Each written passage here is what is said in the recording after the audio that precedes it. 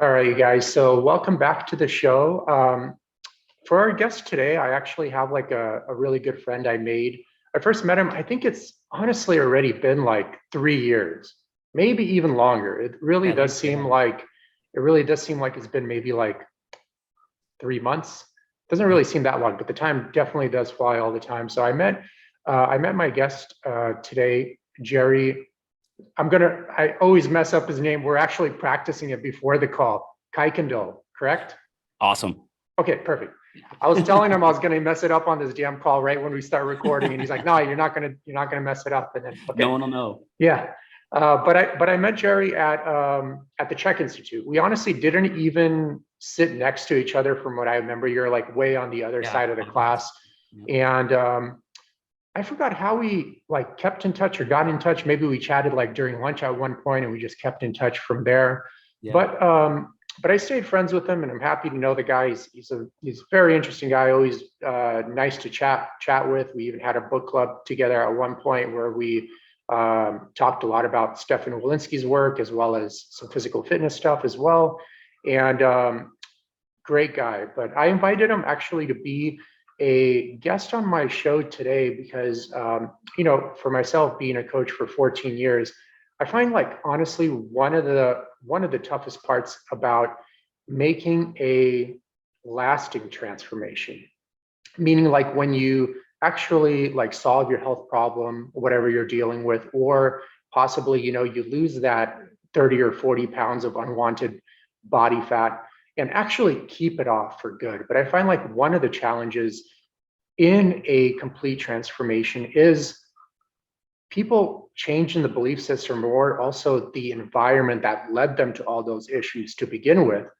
And oftentimes I find that when even a person does make a successful transformation, they resolve their health issue, they lose their 30, 40 pounds of body fat, they have these great before and after pictures. I find that if they remain in the same environment where all those pathologies occurred, that the chances of them relapsing and reoccurring are like extremely high. I hate to say it's like 99%.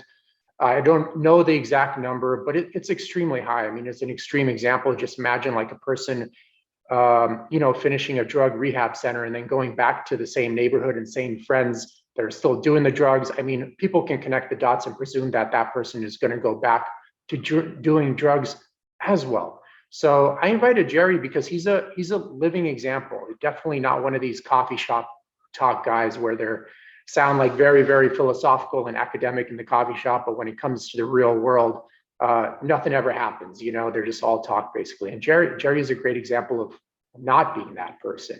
So, and I invited him also because a lot of listeners can relate to him. So he had a very successful corporate job with a good salary that he was doing for like a very long time.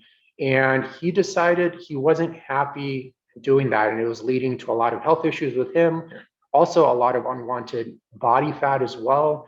And he took the courage and he left. And more importantly, he left, uh, while having kids, all of that stuff, which make the journey even, that much stressful because I know a lot of people, they don't want to leave that environment because they're like, oh, I have, kids, I have this, I have that, and they keep them in that environment. We'll talk about the pluses and minuses of staying there, but just feel free to introduce yourself, Jerry, and kind of, we'll just kind of wing it today. And I'm curious on hearing Yeah. your story about, what led you to your corporate job, your experience there, pluses and minuses, Yeah. and kind of the progression through that. Yeah. Yeah. Hey, first of all, Eugene, thanks for having me on. Love your podcast. I love the way you deliver information about health. You always, you bring the truth and you say it unapologetically. And what you say is the truth. I mean, you're coming at it from the right angle, and everything that you market about health and that you propose people the habits they should make, they're all true. And my life is pretty much foundationally similar to what you recommend in your coaching program. So I appreciate that warm introduction. But yeah, so yeah, you're absolutely right. I like to think of my past, my former self, as someone who would be an ideal client for like yourself or myself. And that's because I I understood the value of health, but it wasn't on my hierarchy of needs where it needed to be. I would get to it if I wanted to, or if I had the time. And so basically, I believe your question was like, how did I get into that job I had? And then what led me to pivot out. So growing up, I was parentless pretty much. Won't go into that too much, but I was a very independent person. So I was always exploring the world I was in, and foundationally, what that does to people when they have, no tribe or no family, right? The I, we, all formula. I had no we, and my I was broken. And so basically what that led to was me trying to overcompensate, overachieve, trying to prove that I fit in, or I was worthy, or however you want to term it. And so basically, it's just like the person who marries the first girl they date, right? The first job that I had that resembled something like a career, I jumped on it and I committed to it. And I didn't even like factor in the hours I'd be working, what demands would be made of me by everybody around me. And I didn't factor that in. I just wanted that 6-figure salary so I could say, hey, I make 6 figures. I'm not a loser. I'm not this trailer trash. And so I did. I worked hard and I got there, and I got my own store when I was 28, and I thought that was really neat. But as the dream started unfolding, right, I started realizing, whoa, this isn't a dream, and it took several years for me to like accept that and realize that I really was in a prison. I was just a slave that was getting paid money to hide the slavery system. And so that led me into, as you said, a poor state of health, poor eating choices, poor emotional management, terrible perspective on the world, driven by anger. And this led me to reach for alcohol and food and detaching and escaping, through binge watching TV and things like that. So I found myself very quickly about, I'd say 80 pounds overweight. So I'm 5'7", I'm about 150 pounds now, and my biggest was about 230. And I found myself there. I was drinking about 50 beers a week, half gallon of vodka, plus a bunch of food. And so I actually got I had to come to Jesus moment with myself. I said, I'm going to go check into the doctor, and I'm going to tell the doctor everything I'm doing. He's going to check my weight. He's going to check my vitals, and he's going to give me the right act. And it was like an intervention. So I went to the doctor, and I was completely honest on my questionnaire, and everything that was asked, I was completely honest on.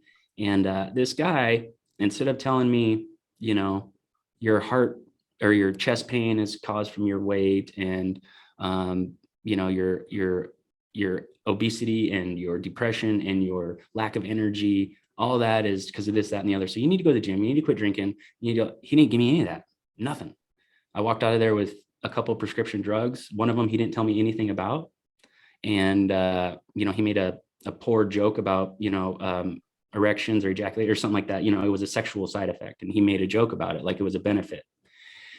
And so I left that place and I was mad. I was extremely mad. So I went to another doctor for my shoulder because my shoulder was jacked up. So I was getting all this taken care of at once. And that shoulder doctor basically said, you should stop lifting weights for the rest of your life. That was it. There was no like, this is caused because your posture is terrible. None of that. And so I realized right then, like, if you want to be healthy, like truly healthy, not just staying alive, like the American medical cartel does to us, not just staying alive, but healthy, you got to find the answers on your own. And so there was a constant search. A few years later, I stumbled across Paul Chek on a podcast while I was at my 6-figure job that I hated. And I was at work, and I was like, close the door, and I turned on a podcast, and I found Paul Chek, and my life was changed ever since. 2 months later, I enrolled in one of his courses. And I think 6 months after that, I met you. And since then, my life has never been the same. It's been literally like getting out of prison. And if there's anybody listening that's in a state that feels like prison, right? Or they just feel like they can't participate in life like they should, and they making excuses for it, right? Oh, this is aging, or this is just how it is, or my family has got this, trend in our genes. I'm not here to tell you what to do, but I highly recommend calling yourself out. Just look at yourself in the mirror and ask yourself if those are all true. because the potential that we all possess is limitless. And so I guess that gets us up to speed on, my career, and then my decision to pivot out. And then from there, the journey is still continuing. Well, really quick, Jerry, like how many years actually, I'm pretty sure like with any job, you really did it, probably enjoy it in the beginning, or maybe I'm wrong. Yeah. Maybe right from the get-go, it was a red flag, or am I wrong? Or Yeah, I enjoyed it, but what I know now is what I didn't enjoy the job ever. okay. I enjoyed, I was trying to be positive. I'm like, well, at least the yeah. first 2 years were awesome. He's like, no, no, what I actually, enjoyed was being able to look at that bank account, right? yeah. And I enjoyed that. I enjoyed being able to tell people subtly, I make 6 figures, right? I never did enjoy the job. I love the people. I still love the people I worked with. I still consider them family. Love them. Absolutely love them. And I did get a lot of benefit out of that job. And I'm not gonna pretend I didn't. I learned how to lead people. I learned how to coach people. I'm a natural coach, just natural. And shoot, I've been coaching people for 20 years. And the difference is, before I was coaching them, getting them to do something they didn't want to do. Right? I know this part of your job sucks, but you got to do it. Here's why. Now it's the same thing, but the benefit is much greater. Right? Mm-hmm. For the other situation, it was, if you don't do this, you're going to get fired. Right? Now it's like, if you do this, you're going to feel 20 years younger. You're going to fit into those old pants again. Right? You're going to love what you see in the mirror. Right? You're going to have a better relationship with yourself in the world. How much better would that be? You get rid of all those ruminating thoughts. So it's just a huge different dynamic. I can't even quantify, the life fulfillment benefit exchange in just swapping places with what I was doing before and what I'm doing now. Well, what would you say, like how many years did it take for you to reach that kind of critical point where like, this is enough is enough, I know you started seeing a lot of symptoms. I think you mentioned like 40 or 50 pounds of unwanted weight gain, shoulder issue, possibly other orthopedic issues. Yep. How many years did that take, to reach that point where you're like, enough is enough, dude. That's it, It was a solid 10 years in that job. And I was, 37, 38 when I finally realized, oh, you have an option, right? Because when you think you don't have a choice, it's real easy to blame other people. I was really good at blaming the CEO, who was, pretty much satanic, but, and district managers and, coworkers and, corporate employees. And it's like, although they may have been inept, maybe not, but they may have been inept, but that has nothing to do with why I was in that spot. I was sitting in that chair in that office because I chose to stay there. And once I realized that, the fire was on. The fire was on. I was reading everything I could get my hands on. I was taking as many check courses as I could find. I was helping as many people that I even had the tiniest bit of interest in what I was into. I would help them.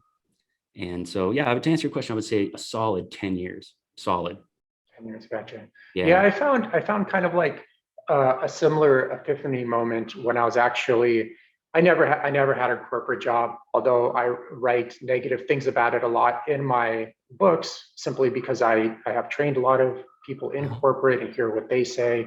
And also, I know, what their biological markers look after, 20 or 30 plus years of working in that kind of not health conscious environment. Yes. And I saw like at the end of college, to reinforce your point, when I was finishing college, it was at the tail end of that mortgage collapse that happened in like 2007, 2008.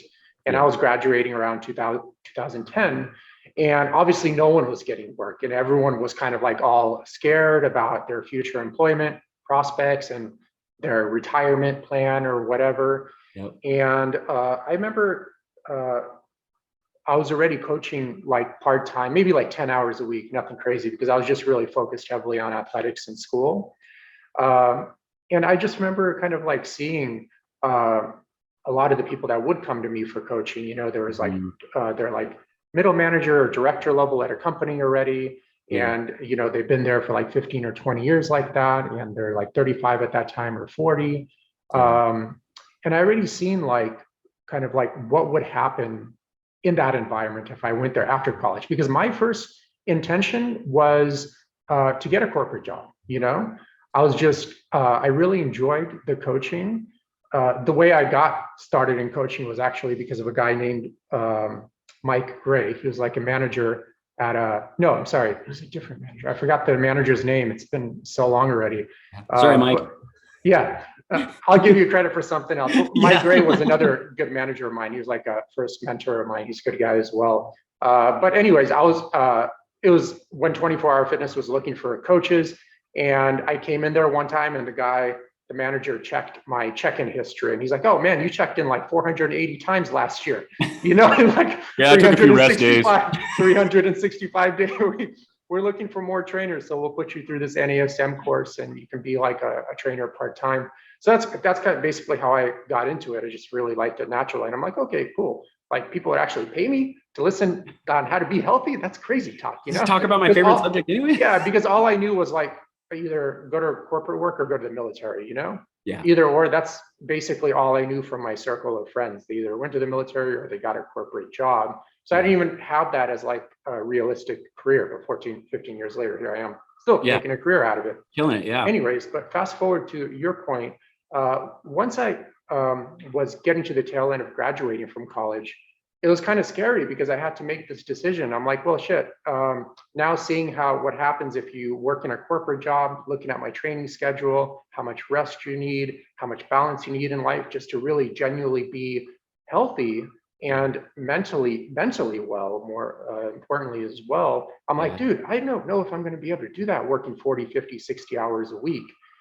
Even when I was younger, and you're full of energy naturally, but as you get older, you got to take even better care of yourself and your energy system to be able to sustain all that pressure. And I'm like, then it made me like really nervous, because in my mind, I still thought I had to do that. You know what I mean? And I saw that, and especially at that time when everyone was getting fired and everyone was losing their homes, and all my friends were like, I remember talking to them about it, and none of them wanted to do that, but they're like, well, this is how it is, Eugene. This is how you have to do it, But I'm like, no, man, I want to work 3 days a week, 3.5 days a week, because I find that's the kind of balance I need to really be able to have a balanced and well-sustaining and sustainable life. Yeah, you've got to overcome that. Yeah, but and I remember really struggling with that quite a bit, because I'm like, well, this is what everyone is doing, so they must be right. You know what I mean? Yeah. Until you look around.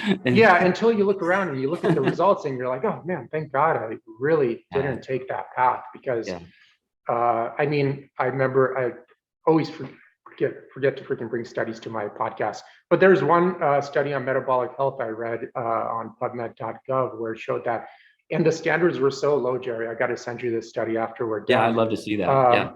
The standards were so low, but 88% of people were rated as adults in America were rated as metabolically unhealthy. 88% of people. Whoa. And the 12% that were healthy, the standards were like so low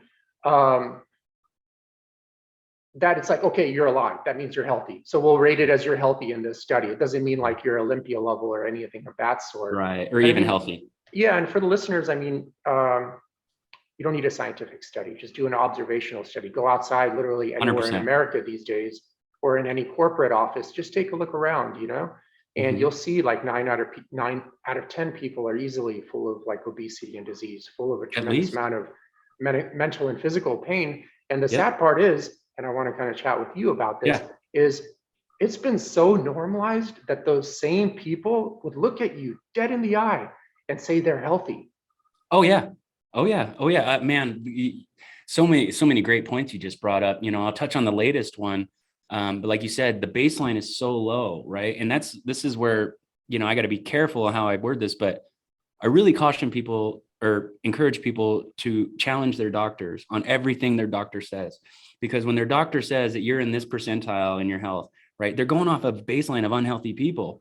A great example that I can bring up that speaks right to your point was, I had a client, and he had his initial, our first meeting together, he'd fill out his health appraisal questionnaire, and this guy was way in the red. For those, that haven't taken Eugene's assessment or mine, our assessment, goes from 0 to, I think it's like almost 3,000 or something like that. I don't know the total number, but basically, and it goes green, yellow, red, and red is bad, green's good.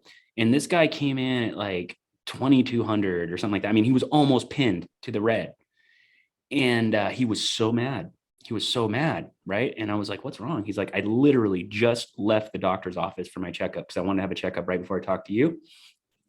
And he said I was, for my age group, in the top 95 percentile as far as health. And he said, I looked right at him and said, "I feel like I'm dying, but thanks." And that is really where we're at. I mean, it is literally where we're at, guys. We cannot overemphasize this. Like, we cannot possibly exaggerate on this. No matter how bad you think it is, it's worse.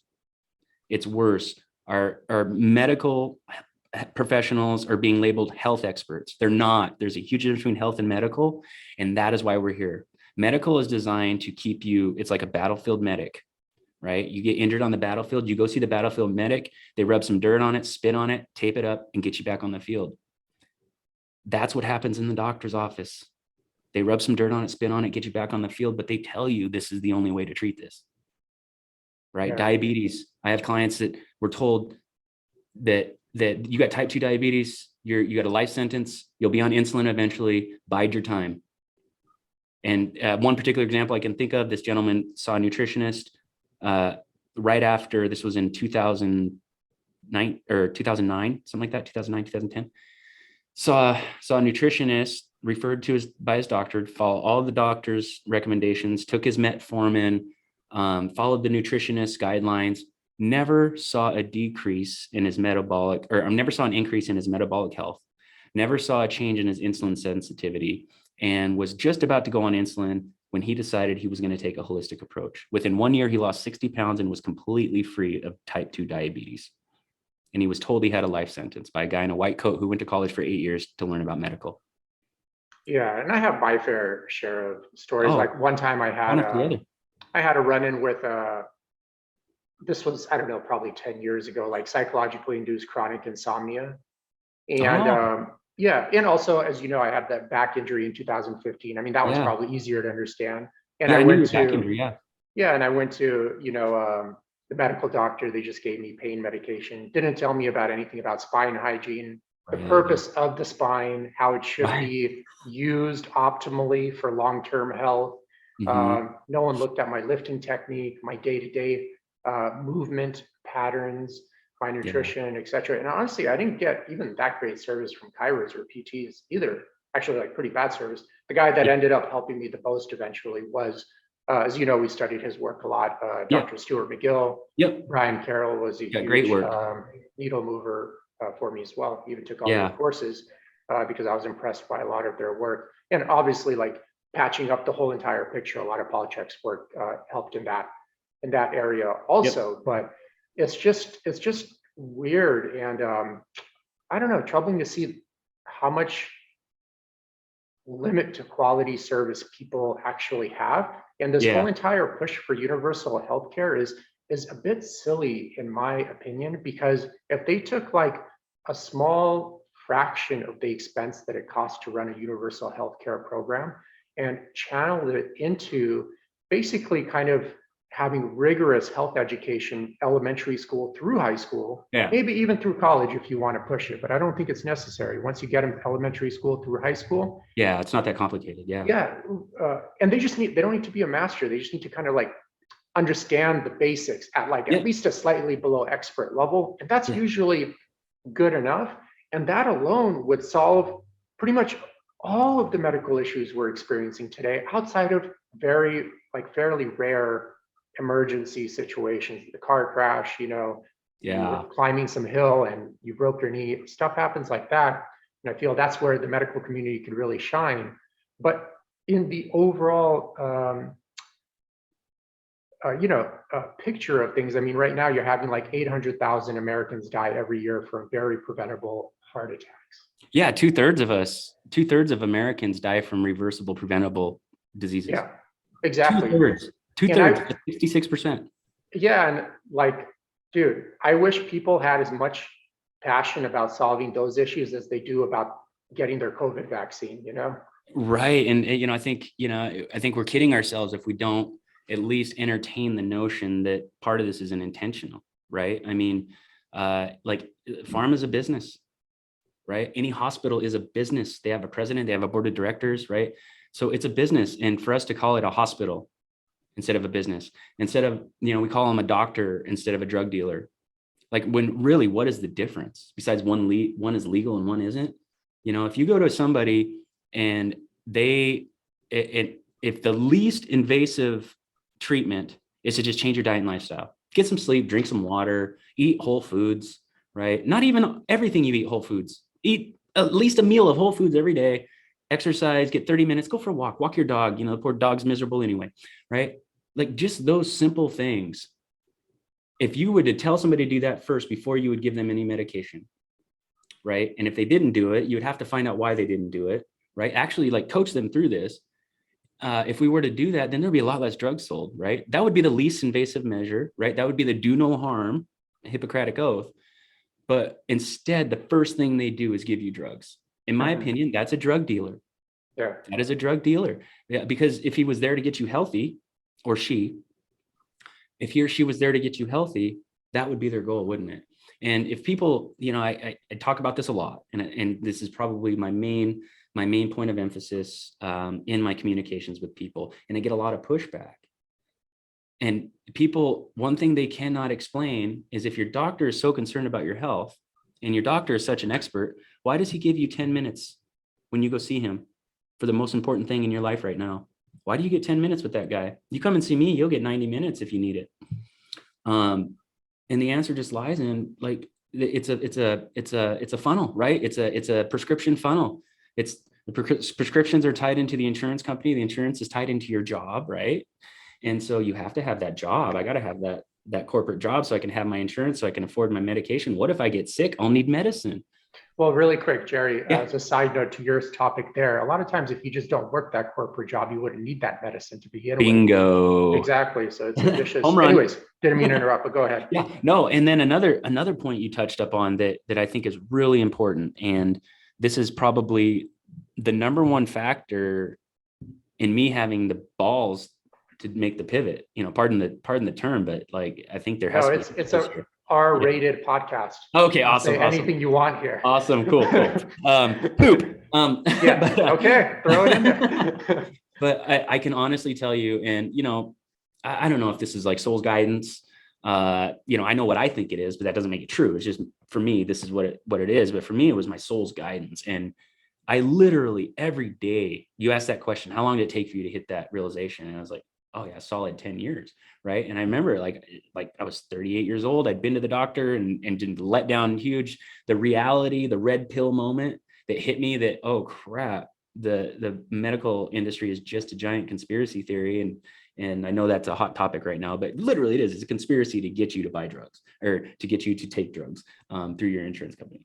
But when I made that realization, Eugene, every single day, and I'm not even saying that in exaggeration, every single day, I'd walk in the store and I'd do my store tour and I'd walk around, and I would just have this sinking feeling in my gut, like a completely deflated, no serotonin, just completely deflated self, because I kept thinking, in 5 years, what's my life going to be like? Right? You're going to be doing the same thing. You're going to be the same monkey playing the same song on the same drums. And then what about 10 years? What about 15 years? What about 20 years? Right? And I could just picture myself walking outside of that store on my very last day, and I'm 60 years old, and I've been doing this for 32 years, and I'm walking out, and my last day of my 32nd year was really no different than my first day of my first year. No growth, no progress, haven't helped anybody, putting M&Ms on the shelf, big deal, right? And so that visualization of the future, combined with that powerful negative emotion, forced me to make a change, because I said, I cannot die. They cannot put me in the ground having doing this for the next 32 years. And my other options were get promoted and just get more of the same, right? Go become a district manager, and then, now your work schedule went from 50 to 70 hours a week, right? Now, instead of charge of one store and 135 people, it's 10 stores and 1,300 people, and that is powerful. Anybody listening, if you are getting that feeling If you were wondering, should I be doing something else? I say you really tune into that. Again, I'm not here to tell you what to do, but I'd say you tune into that because that is a powerful message and it's coming from somewhere. Yeah, and to kind of reinforce kind of what you mentioned in terms of getting a promotion, that's another huge like issue I see with people that make Oh, it's gross. successful It's gross. transformations. Not only do they, after making that successful transformation, resolving their health issue, not only most of the time do they stay in the exact environment that led them to all those issues, but on top of that, they kind of amp it up. They take that promotion, Right. and now instead of 50 hours a week, now they're at 60 hours a week plus Right. managing like 80 different personalities that each have their own personality and unique, et cetera, et cetera. Oh yeah. And it's weird because a lot of times when they would come in for the assessment initially, they would already tell you like, dude, I feel exhausted. I'm at the lowest point of my life. And then you kind of return them, they stay in that environment, and then they amp it up. They go back to like what they're doing before, but even with more intensity. More of the it's kind of same. like almost like they like the pain, like they love the misery. I don't know what your take is on that. Yeah. Much like you, like we get very similar clients coming across our path, and I see the exact same thing, and I know where they're coming from, and you're right. It's like, do you like that? And my personal take on the ones that I've worked with, at least anecdotally, is nobody likes it, but they feel they deserve it in some way, right? Like almost like people that punish themselves in the gym and punish themselves with the plate, right? Because they were naughty. I was naughty with the plate, so I'm going to punish myself in the gym. Or I was naughty, I skipped the gym, so I'm not going to eat today. But I don't get the tune that any of them enjoy it. But from what I've seen, there's this, in those types of personalities, there is a high sense of self-worth tied into their status and their earnings, right? Which just comes from a giant void of their understanding and relationship with themselves. It doesn't exist. There's no relationship to self. So it's like, why do I feel this way? Why do I feel empty inside? Oh, I must not be,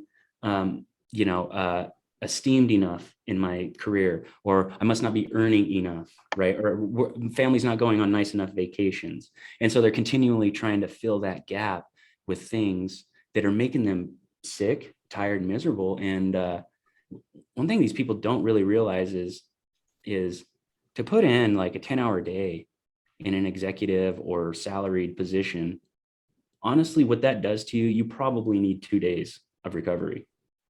Yeah, right. Good luck getting that. You're not going to get one day, not even 1 day a week of recovery. Do you get? Not even I mean, from all my clients, you're just really working on the weekends to catch up for what you did in the week, or just plan for the following week. Yep. And one example I'd like to share is, this is personal. This has nothing to do with the client. But my wife is my savior. Like I said, I had no we foundation at all in my life until I met my wife, and she's put up with so much BS from me. I was always good to her, but just like chasing my dream, like you said, like guys, I was making, I had 300 grand in the retirement account and was making 100 plus a year when I decided I'm gonna go be a holistic coach when nobody in the world like really cares about holistic. So good luck with that. But my wife, she's had posture issues and stuff, and she's had a hard time buying into what I do until this last year, when all of a sudden you start working with really difficult clients and get them on their feet, and things are so my own wife is starting to buy in. But so my wife, agreed to do a stretch and mobilization program, right? And like, I know she's going to watch this. All right, secrets out of the bag, honey. Like what I really wanted to accomplish with her was to get her to get that relationship with her body, right? As you know, most people are like have zero connection to the body, but just a simple stretching program, right? Tell them to tune into, those erector muscles and feel what they're doing when you extend, and feel what they do when you go into flexion, that type of stuff. So I really wanted to share that with her, and she finally agreed to participate. The first day she went through it, and I could see her eyes like went blank. When someone gets in like a deep meditative state where they're just focused, she got there, and I hadn't seen that in her in years. And that night she had vivid dreams all night, woke up sweating, right? And she's like, what is this?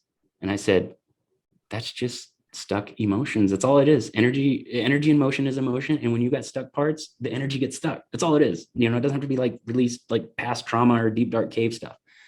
Next day, we go through her second second session of stretch and mobs, and then we threw a couple exercises in. And she gets in this position of extension because she had the rounded posture, but she was laying on the floor, with good posture, and she was able to reach over her head and touch the floor with her hands for the first time. And she just started crying.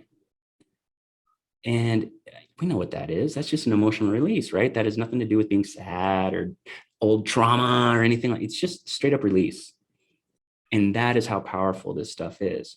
Well, that night, I didn't realize it, but I had been holding on to some subconscious concern for my wife. I mean, I was outwardly, obviously, like, you've got to, come on, sooner or later, you got to address this, but I'd had this unknown, like, subconscious, like, blockage in me. That night, I slept so good. I had a 95 readiness the next day, slept for 9 hours straight. And if I sleep for 7 hours, sleep's very important to me, but like, I'm wired tight. 7 hours is like my wheelhouse. So for 8.5 hours that night. So my point and how this ties in is that these executives, right, they have umpteen minor concerns like I had with, at home with my wife, and they're never decompressing. Mm-hmm. So when you start thinking about minutes per day taken off of your life, add that up over years and years and years. That's how you see those people that are 36 that look like they're, 49. And we see that over and over again. At least I do with, my executive type clients. And I call them high achievers, the doers. They just never get present. And so that is a really underexpressed part of our zeitgeist in America right now, is we're all driven to perform, we're all driven to earn, and we're all driven to provide. But providing for your family and providing for yourself, financial is only one part of it. Mm-hmm. You've got to provide all the other areas, as you well know. Yeah, and I always, you could address this in a little bit more like real life example, but I always found like a lot of times when parents are like, oh, I have to do this because of my kids, or, right. I have to keep doing this. Well, first and foremost, like in most situations, I find they would have already done that, but now they're using their kids as a scapegoat to not have to face their fear. And another great way of looking at it is what kind of example are you setting for your kid, by showing up miserable all the time and showing them like, oh, see, the only way you could make money is by getting this corporate job. That's huge. And being like, taking all this, having no healthy boundaries, being obese, full of sickness, misery, and disease. Like, see, this is the only way to put a roof over your head. That's the kind of example I feel they're setting for their kids. That's why a lot of my friends out of college, they didn't see any other way except to get a corporate job, and they thought I was like super crazy by saying, I'm just going to work 3 days a week because that's my huge core value, and I'm never going to exceed that number, 3.5 days a week to be more accurate. Absolutely. And then I look at their parents, and their parents are the same exact way. Yeah. They're like, oh, like, I hate this. I hate being fat, sick, on 2 different medications, always chronically tired. I have this like haggard looking face 24/7, but then they turn around to their kids. They're like, do the same exact thing. Yeah. We have this, dude, like what kind of circle of pathology, like sickness and pathology is that? It's all tied into earnings, isn't it? And what they're teaching, what we're teaching our youth is to put yourself last. Just put yourself last. And if you like break that down, you chop it up and you make that explicit, right? It's like, what are you really saying? You're saying that life is all good until you're about 20. And then you got to be an adult. And then pretty soon you got to start providing for other people. And once you start being responsible and providing for other people, any of your needs and any of your self-interests, those just go out the window, right? Even though we leave out the biggest factor, it's like, what kind of dad would you have? A happy dad, right? A happy dad that tells you, hey, you don't have to be anybody's slave. Your time is worth what you think it's worth. And if someone won't give you that, then go do something else. Or would you rather have a guy that's like, look, you sacrifice, you put yourself back, on the back of the train, and like your needs don't matter, your emotions don't matter, your health doesn't matter. You got to provide for the family. But like you say, you're creating this culture, this system that's all you breed. And that's right where we're at. All one has to do is just take a step outside. I don't care what city you're in America. I don't care what state you're in America. I don't care what time of day it is. If there's people out on the street, people out and about, just step outside and take a look around. That's what this culture of earning and status has gotten us. That's what this culture of calling medical drug dealers health experts has gotten us. We're sick, we're twisted, we're fat, sick, and nearly dead. And COVID has done nothing but just put a giant spotlight on it. And we've reacted very interesting. Yeah, I find also like, I find that like, I don't know if you remember, but I posted about like possibly getting COVID in May. On my social media. Yep. Now, to make it clear, I don't know for sure if I had COVID. I got tested like a week or two after I recovered already, because I didn't want to go to the local Walgreens or CVS where they were doing the testing and potentially put people in danger there. And when I did get it done, it came back negative. So I may have just had a cold, or I may have actually had COVID and gotten over it. But I gave a list of things I did to recover so quickly, because literally I was only sick for like a day. And then I was already like 80% the second day and already 100% the third day, you know? Yeah. And I'm like, well, this is what I did. You know, I sleep well. I only work, 25 hours a week or so. And I have, like a loving relationship in my life as well, where we share a lot of similar core values about the important aspects of life, et cetera, et cetera. And I didn't get the vaccine. I was telling him I didn't get the vaccine, and I just got better this quickly. You know what I mean? And I maintained my body fat at this level, et cetera, et cetera. Yeah. And I remember how many people, and how many people were angry that I gotten actually better. Yeah, like, Joe Rogan naturally. Got that. Yeah. You know, I'm like, dude, you should be happy that I am healthy and well and didn't die from it. And that is a reflection of how mentally and physically sick the society has become, and brainwashed and attached to their doctors. Just very, very sick and unfortunate people that I feel really sorry for. And honestly, I like personally, like, I just don't know how they live with so much misery. And I'm pretty sure they actually don't even know they're so miserable, because they've been in it for so long. It's their new normal. You know, I just feel so sad for these people. A lot of them have been. Go ahead. Go ahead. Oh, I was just gonna say a lot of people have been trained to look at the world that way too. Yeah, right? Man, it's just, I feel like, remember in one of Walensky's books, he says people are always tempted to bring down someone that's passionate and full of energy in life. Oh, they hate just like their passion has been brought down by their parents, you know? Yeah, they hate that. So like, whenever they see someone, you wouldn't be so excited, right? Yeah, so the second they see someone shining and having like a hint of happiness in their life, they try to drag them down to their low, just like someone else probably dragged them down, you know? That's all. That's all they know, kind of thing. So the crabs in the pot analogy, are you familiar with that one? I think, but it's basically crabs pull you in if they see one. You never need a lid on your crab pot, as long as you got two crabs in there, right? At least two, because as soon as one crawls out, the rest will pull them back down. And humans are no different.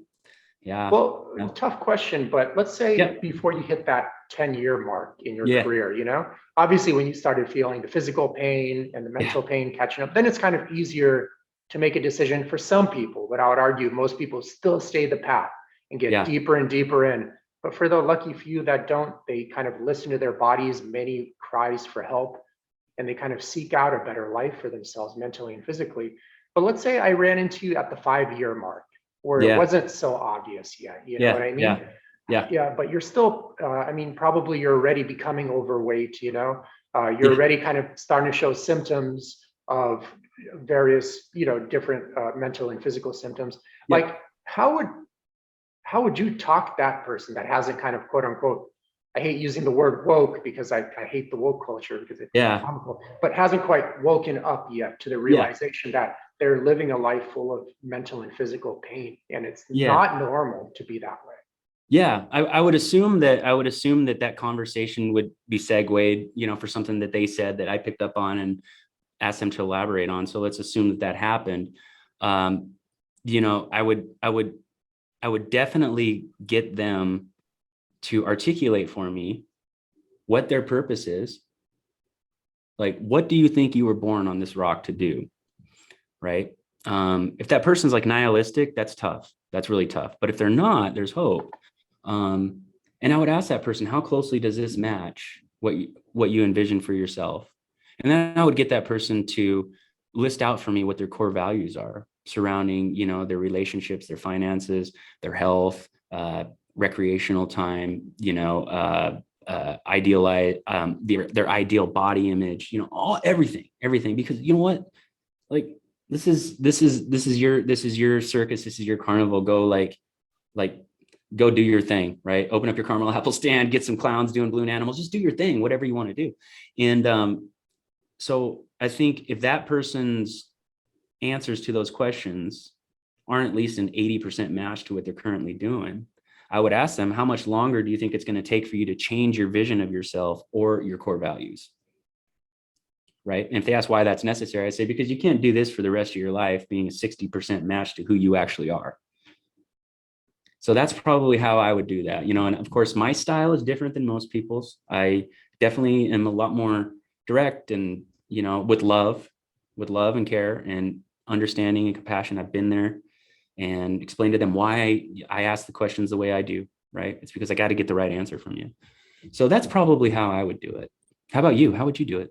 Well, what do you think that Jerry would tell you? Would he just turn around and say, "Ah, fuck you, man. I know better than you, stupid health coach." Probably. That's exactly what Jerry would have said then. Yeah, because he would have had whiskey liver. And but I know that guy. He's a good guy. He's a really good guy. And he would have thought about it in quiet. Just like yourself. You probably don't even remember, but we've had several conversations, and you always made it a point to hint around without being like overly overly coachy, but you always would hint around about it, and you never like triggered me or offended me. But I tell you right now, those conversations that we had stuck in my head. They did. And so I know that Jerry would have probably said, go fuck yourself, right? Go fuck yourself. Who are you? Like, you want to see my 401k? He probably would have said something like that, but he would have went home and thought about it. So that Jerry would have been really important for Jerry to win in the moment. Yeah, and I always say like an important thing, because a lot of people reach out and they're like, well, I'm passionate about what I do, which is highly questionable. That's so questionable. I'd say 99% of the time you're fucking delusional. Okay. But let's just say there is a small chance that it is actually a genuine passion. Yeah. Okay, well, cool. But like finding your passion and your love, like literally is not enough. Like you need to get an environment that facilitates that passion well, 100%. And more important, meshes with it mirrors your core values, at least either perfectly or just pretty close to perfectly, And I find that's one of the huge obstacles of going the corporate route is you have to mold into the company's core values. The company doesn't mold into your core values. Yeah. And it's literally almost impossible to find a company that exactly reflects you as you, who you are naturally. That's of course presuming you did the deep work of finding out who you are to begin with, which could take a long time, usually up until like 35, if you really trial and error instead of just sticking to the same old formula. By 35, you should have like a good picture, and it's all about listening to your gut on going with that picture. Yeah. But I find that's one of the obstacles, especially in corporate culture, because as you mentioned in class, I remember in HLC too, and I use this line a lot now, is like you're not doing your job unless you're dying for your job. Yeah, that is the general theme of corporate environment, and it's become accepted. It's like this is just normal. And I understand the reasoning for that. It is a competitive environment, especially now. It's like an international environment. I totally get it, but that doesn't mean like you have to be a participant in the matrix. No, and as long as you are relying on someone else to tell you what you're worth, you will believe them. You will believe them. Yeah, and I also find, I don't know if you kind of experience this, but I also find that in corporate work, because of the way the hierarchy is structured, like you always kind of maintain this childhood state. of always having like a father figure. So instead of now your biological father, it's your boss, it's your manager, or your district manager, or whatever. But look at the similarities. It's very close on why people 100%. it's very close why people stay as adult children their whole life, and then they raise their children to be adult children that Yes. need a daddy figure all their life to tell them what to do. Because look at it this way. Like, look, when you're a kid, you know, typically you got to ask your dad for your allowance, and he only gives it to you like if you clean your room and turn in your homework on time with the appropriate quality. And then you get, oh wait, that kind of sounds like how my boss gives me my paycheck. Yeah, and you got like $1. You got like $1 for, you know, 5 hours of work. Yeah. I got to show up to work on time, do the appropriate amount of work with the appropriate quality. And then if my boss, AKA my daddy, finds that it's good, he gives me a paycheck every 2 weeks, you know, and he rewards me for that. And then also, I mean, look at it as a child. You have to always ask your dad, like, can I go out with my friends on the weekends? Oh, wait, that sounds like exactly. Yeah, exactly. That sounds exactly like what corporate work.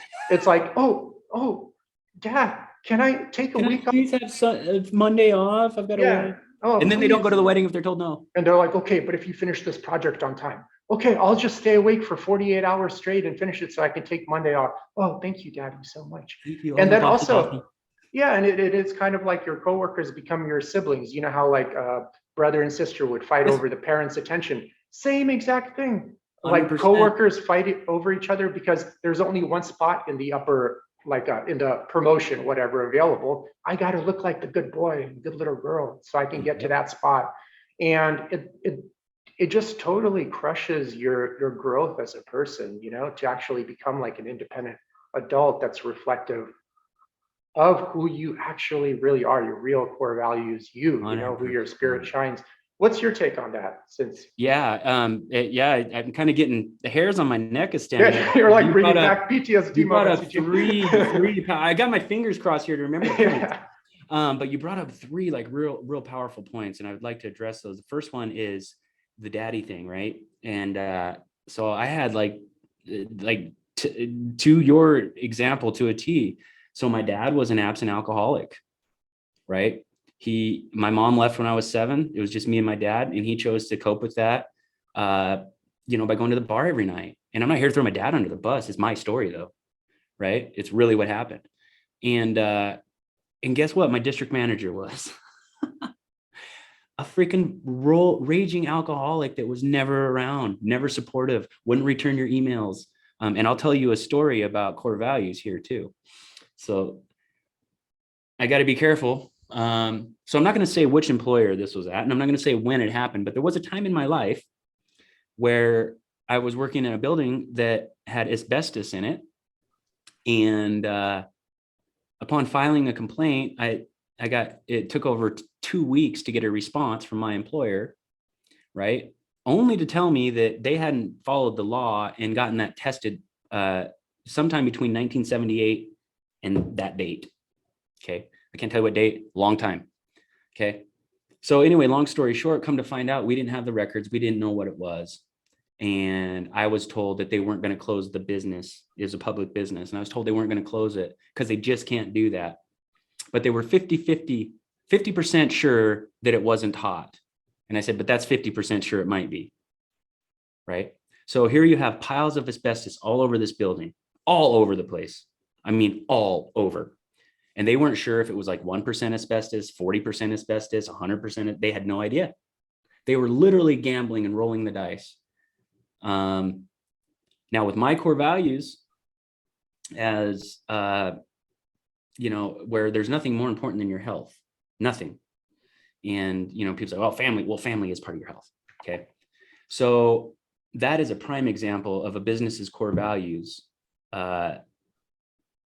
encroaching on yours, and it happens all the freaking time, and people end up just prostituting out their time. And so it's like, as long as I'm in this building, I have no core values. That's no way to live. That is no way to live. And to your other point about daddy, can I have allowance, right? When you rely on other people to tell you what you're worth, as opposed to knowing yourself, knowing what your talents are, knowing what your interests are, knowing what the world needs, and being able to marry that with whatever you choose to do for a living, If you lack that, then you will be in a position where you will be asking someone else what you're worth. But if you have that, you know what you're worth, you know what you want to do. And if someone doesn't want to give that to you, then you go somewhere else. Literally 2.5 hours ago, maybe 3 hours ago, my son's here in my office and he's putting together a new cable stack for me. And, he's a great kid. He's not expecting to get paid. He's 14 years old. He's just like hanging out with his dad at the office. I walked in and handed him $100. And he's like, wow, thanks, big smile on his face. And I was like, I want you to know something, right? You never let anybody tell you what you're worth. You find out exactly what it is you can do and the need it serves in the world, and you name your price. And if someone doesn't want to pay it, you're going somewhere else. Mm-hmm. And he at 14 fully understands that concept. Hi, everyone. Thanks for tuning into the podcast. I'm curious, have you ever been confused by the labels in the grocery store? In Yevgeny's book, he demystifies the difference between caged, cage-free, free-range, and pasture-raised meats. He also covers how to avoid GMOs, source high-quality water, fish, supplements, and other related topics. It's a beautifully illustrated, non-technical read that comes with a comprehensive video series and other extended learning materials. Jump on Amazon and check out the book titled Anti-Factory Farm Shopping Guide by Eugene Trufkin. Now let's dive back into the podcast. Yeah, there's a huge popular business guy, I forget his name, but he said paycheck is what someone gives you to forget your dreams, Yeah, that was Kevin O'Leary. Yeah. Okay. He's on the Shark Tank guy, right? Paycheck or no, is that right? Shark Tank? Kevin O'Leary on Shark Tank. Yeah. Okay, yeah. That's right. Okay. Yep. Okay, yeah, that's a really good It's something that they give you to make you forget about your dreams. And one thing that I realized at some point was, if these guys are willing to pay me $100,000 a year to do this, what am I worth doing what I love? Right? And more to the point, those people in those executive positions or middle management, right, upper management, want to get into executive. You get that promotion. Let's say you're making 80 a year. You get that promotion. It's going to bump you up to 110. But it's going to add all this extra workload. You're already not recovering from the amount of work you have now, but you're going to add to that so you can earn more. Again, you got to ask yourself that if you're worth 80,000 to them yesterday, but today you're worth 110,000, what are you worth doing what you love? And what are you worth doing? What are you worth if you're doing what you love that serves a giant need in the world? Yeah. Right? I also found, and everybody's got that opportunity. Sorry, didn't mean to interrupt. Oh, it's okay. No problem. Yeah, going back to your statement in terms of, having the alcoholic district manager that you're reporting to that was never available, etc. Yeah, that's one of the things that actually kept me out of the corporate environment or just employment in general after I finished college or was getting to the end of college. I'm like, because I trained a lot of these people already, and I know them personally and who they really are when they don't wear their masks they wear at the office.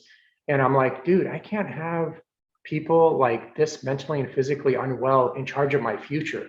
Yeah. In charge of if I do get a promotion or don't, or if I get a paycheck bump or I don't, I can't rely on these people because they're broken people. They might be good at what they do, but they're just so broken inside that I cannot rely on them. I mean, they might be good at wearing a mask, for like 6 to 8 hours while people are looking at them. But outside of that, man, I mean, there's a lot of trouble brewing in the background that I can't depend on this person to build a happy life for myself. And when you go that route, you're dependent on these like very same people.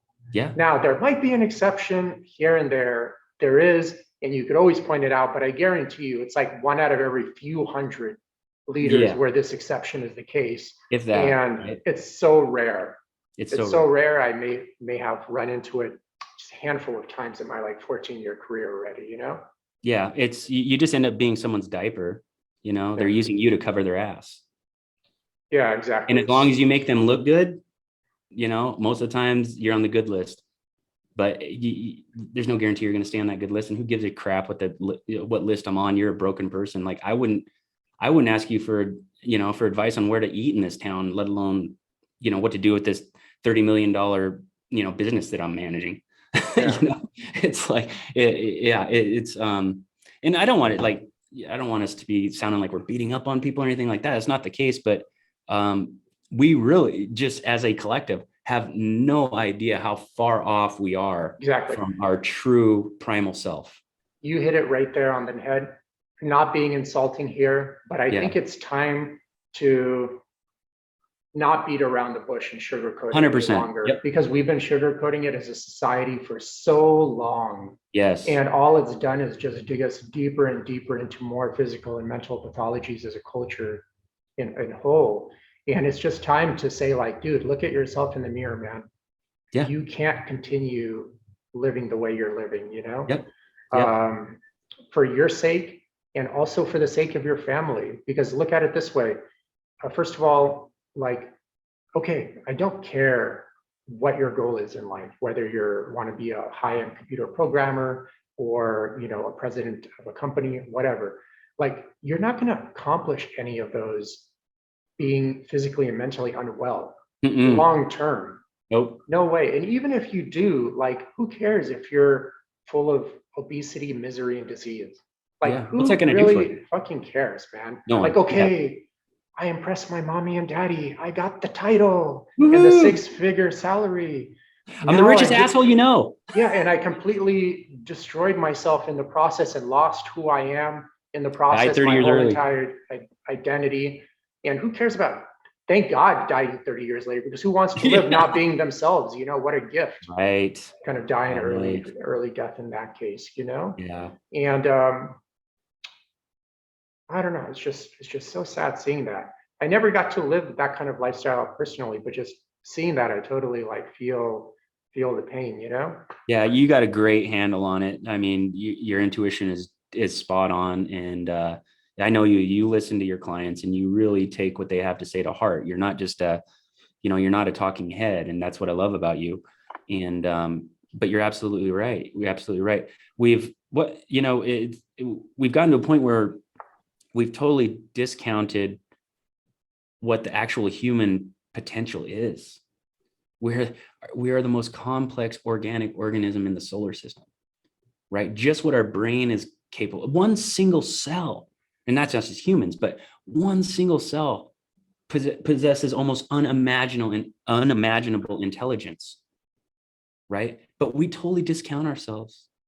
You know, when we talk of anything supernatural, and I'm not saying supernatural is real, and I'm not saying it's not, right? It's an unknown, it's an unknowable.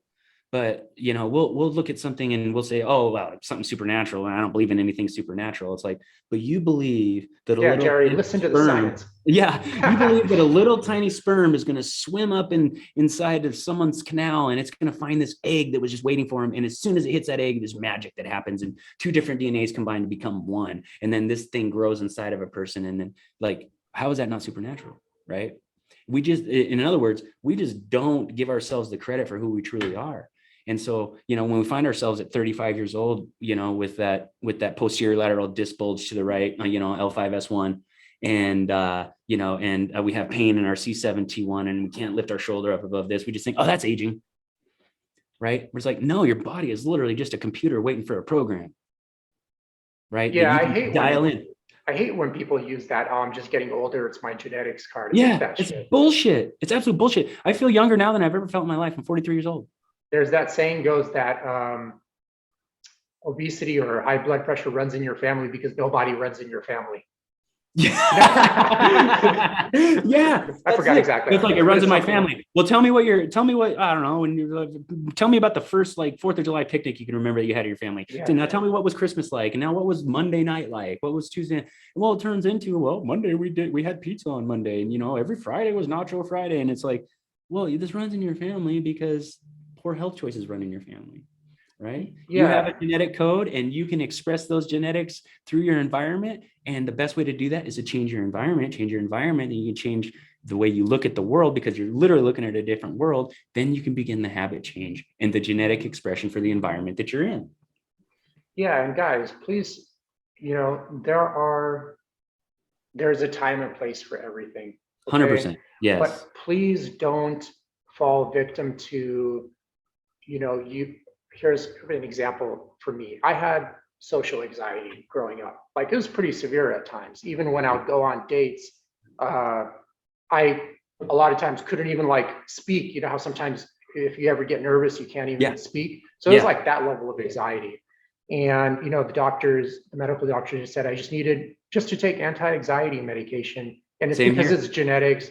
And I'm sure there's a genetic foundation to it, you know. Yeah, But you have an SSRI deficiency. yeah, but like, dude, and they're dead set on that. I went to a few of them, and that was just their only answer. And look, it took me a while. It was very nervous, but what I ended up doing was I took improv classes, I took acting classes. I started giving a lot of like health lectures to overcome stage anxiety. I just forced myself to go on various dates, you know, have a lot more social interaction instead of just being a gym rat, an academic person, which all I did in college was just live in the library and the gym basically, and that's it. Yeah, sounds perfect. And yeah, and over time, dude, I picked up the social skills necessary. And then, you know, doing a lot of other things like eating well, you know, not overburdening yourself with too many hours of work. And I haven't had any clinical levels of anxiety for like well over a decade, probably even longer at this point. Okay. Wow. And I could only imagine, first of all, by taking that anti-anxiety medication, I would have never even developed the social skills that are leading me to be socially awkward and conscious of that, and then getting anxiety because I was conscious of that, or et cetera, et cetera. I would have never done that. And that is what allowed the character growth for me to really actually have a conclusion to the social anxiety. Yep. And have it tamed enough to be subclinical pretty much all the time. And I know you have kids, and imagine how many kids show up with anxiety and this and that, and just doctors throw them on all these drugs, and the parents don't know ADD. any better. It's like, dude, it's criminal. It's It is criminal. criminal. It is criminal. Take the sugar out of that kid's hand, give them some vegetables and some, you know, some pasture raised meat, make sure they're getting plenty of sleep, take the soda out of his hand, give him some water, right? Maybe you can, you know, put a little GABA in his water, and that might help if the kid's got like a, you know, brain chemistry issue or something like that. But, you know, yeah, what you said speaks right to my heart. Like you, I had anxiety issues, and I was taken to the hospital twice for panic attacks. And I would have a panic attack probably on average of once a month, and just unexplainable. Like literally your diaphragm locks up, you start sweating, you can't talk, you just want to escape, but you don't know where. And same thing. And that doctor gave me those anti-anxiety SSRI medicines and, you know, antidepressant anxiety. And I took those for like 2 weeks, Eugene, and you're 100% right. You would not have developed the social skills. It just turns you into a zombie. Like you just don't care. And, you know, what people don't understand about SSRIs, right, is that, and again, you probably weren't on an SSRI, but benzos are this, you know, very bad too. But SSRIs are very common. I think, you know, depression, anxiety, all that is an epidemic. I really believe it. Almost everybody I work with has some form of it, and like it's so fixable, right? It's in my opinion, in my observation, it's just you're living out of alignment, dude. Yeah. You are just absolutely living out of alignment, and you're probably living out of alignment. And just, if you were to sit down and write down 10 core values, I bet you'd be 0 for 10. And that's what causes that anxiety. You're not clicking on a single cylinder. Yeah.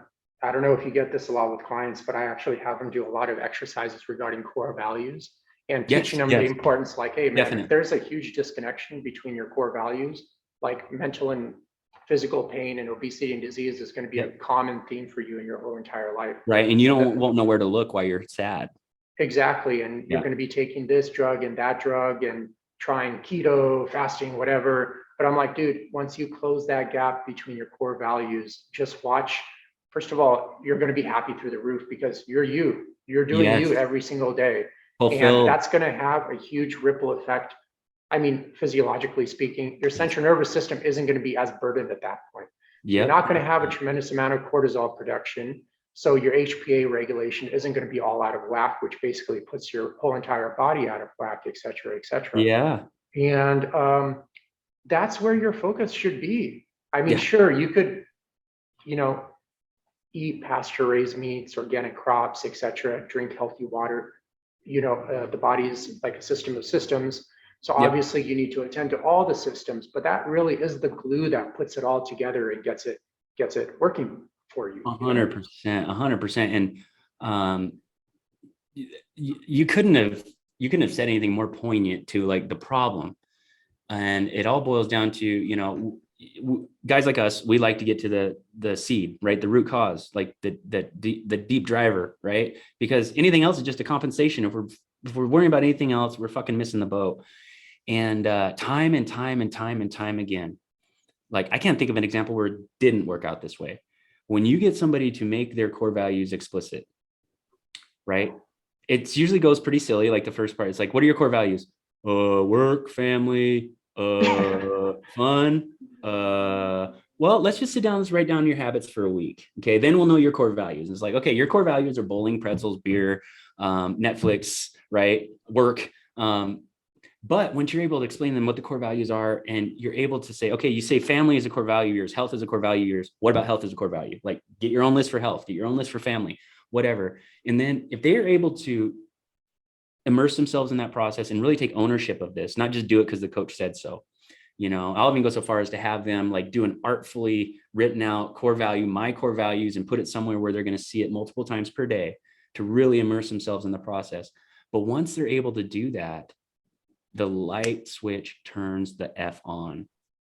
If you are honest with yourself, and you probably have gotten to that point, if you're reaching out to someone like you or me, and you've worked with us for, you know, more than a week, you've probably gotten to the point where you've gotten really honest with yourself about some things that you haven't gotten honest with about. Now, if you're at that point where you've made it explicit that you're going to be honest about yourself and you're going to honor your core values, and you see those dang core values, right? Whether it's saved on your phone or whether it's on a wall in your house that you pass by multiple times per day, and you look at that, you're going to know you're lying to yourself if you're not living to that.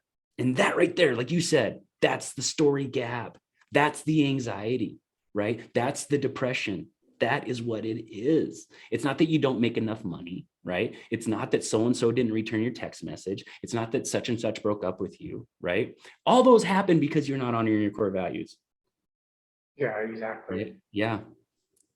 Whether it be you didn't honor your core values and who you chose as your friends, or you didn't honor your core values and who you chose as a mate, right? You wanted arm candy, or maybe you wanted to be with a certain group of friends, a certain circle of friends, so you partnered up with this person as a friend, whatever the case may be. But every single time, and I can't think of one, maybe you have, I'd love to hear the story, but I can't think of one thing where someone's anxiety, depression, lack of fulfillment in life didn't boil down to them not living in alignment with their core values.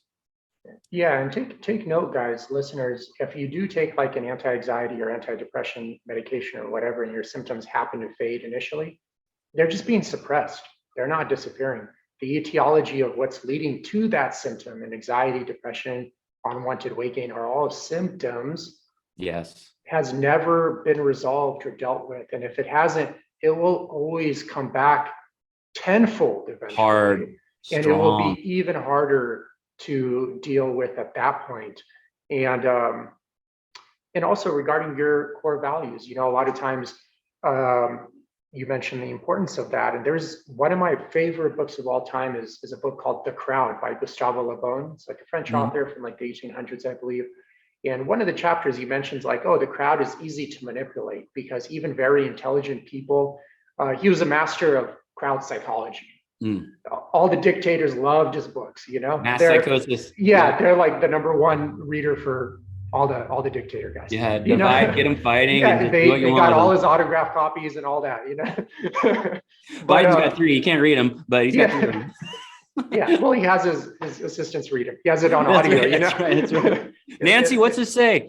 It is available on audio on YouTube for those interested for free. So anyways, but one of the chapters was very interesting. He's like, oh, it doesn't matter if a person's education level or whatever, like you could actually use this trick on them. And next time you speak to someone, you could ask, what's their big belief in life, whatever it is. Let's say belief, fill in the blank. And you ask them like literally like, why do you believe that? And they will be able to answer on the first level. But wait a minute, they will be able to answer. They'll give you an answer. But then right after they give you that answer, which is pretty convincing and usually with a lot of confidence, ask them why again. 90% will go blank at that level. Now for the little bit remaining, ask them why one more time. And that's it. They wouldn't be able to give you the reasoning of why their entire personality exists, which indicates that they're just operating on brainwashing. Yeah, They've just been programmed by society, and they're just going on unconsciously off that programming. They literally don't know why they exist for Yes. who they are. And the funny thing is like, as an extreme example with religious personalities, and this could happen with any personality. I'm not Yeah. just Yeah. isolating religious, just to make it a historical example, but people are willing to even kill other people to defend that core value where they don't even know why it exists in them, Yes. And Yeah. that's Tribalism. troubling. Yeah. 100%. Yeah. People, and that's a big deal in anybody's journey, right? Is dismantling your own beliefs. And why do I believe that? Is that my belief? And then the sad part is a lot of people, it's like, when you awaken to any truth that you didn't know existed your whole life, it's a shock. But some people literally can't handle the reality that they aren't operating on any of their own beliefs. Any. Yeah, exactly. You're totally right. And I feel like it was totally like especially obvious during this whole COVID thing, how Yes. like unconscious people are and Yep. how glued, how brainwashed they are to rely on symptom management strategies. And I think this is out of willingness, because a lot of people say they want freedom. They want to be free. Yeah, I don't think they do. But freedom is stressful, man. It To be is. truly free, it's much more stressful than having a daddy figure tell you what to do. Yeah. So I feel it was totally reflective of what happened during this whole entire vaccine mandate argument. So first and foremost, Yeah. the American, or actually in this case, most of the global population is just glued to symptom management strategies. They really don't know what the foundation of health is, and they don't even know how to become healthy without relying on the pharmaceutical industry of some sort. They just have no clue. And that forced vaccine kind of allowed them to go with that strategy they're so dependent on. It just reaffirmed it. That actually hasn't helped them become healthy. Notice the American population has just got sicker and more obese. Like I mentioned, now 88% of Americans are metabolically unhealthy, which is fucking ridiculous, Yeah. And like, I don't know, like why we're still relying on the medical industry or respecting their opinions about health and wellness at all, because that's what led to that serious issue. Now, in emergency situations, they really do shine. I love the medical community there. Yeah. I'm not bagging them at all. Yeah. And I have totally. my great friend, not going to mention his last name because I don't know if he wants it mentioned, but he's an emergency room surgeon. Great guy, super intelligent, massive amounts of respect for him. First name is William, great high school friend of mine. And he's really making a difference, in that emergency room. People are coming in with gunshots, severe car accidents, whatever. Yes. And they really do shine there. But dude, if we as a society keep relying on these symptom management strategies, like first and foremost, like who are all the people dying from COVID? The obese, they already have various health problems. They're probably already in the hospital, about to die anyways. And this is kind of the last straw that kind of broke the camel's back kind of deal. Yeah. And a lot of times people would also say, well, those are my life decisions and they don't impact you. But you can see at a great level, if it's been popularized so much, it actually does impact everyone in society. It Now does. we had to close the whole country. We had to do all these different rules, et cetera, et cetera. Now everyone has to kind of help these very sick people that could have just helped themselves. And it's so easy.